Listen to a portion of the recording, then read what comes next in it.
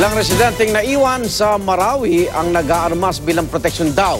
Ngayong araw, ang Maute Group ay naitulak palayo ng militar na nagawa ring pabagsakin ang isa sa mga sniper position ng kalaban. Saksi sina Cedric Castillo at Emil Sumangil.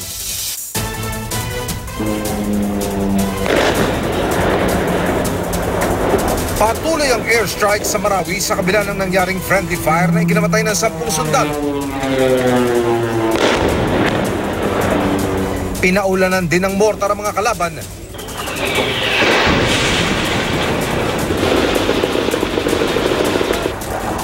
Makaraan ng halos 3 oras na bakbakan sa Mapandi, bumalik sa staging area ang bahagi ng napalabang tropa kasama ang 2 V-300 fire support vehicles.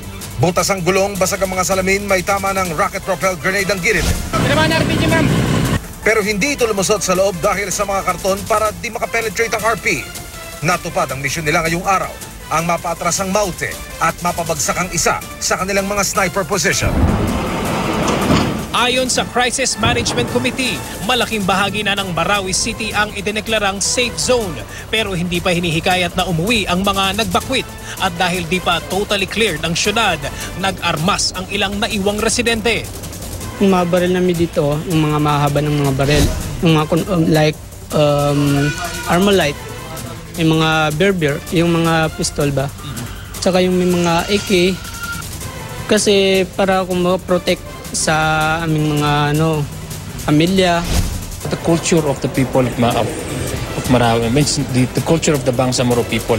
We've been victim of invasion for several times now, since time immemorial. History will tell us na ang sandata is symbolism of not aggression really, but of nobility, the love for freedom.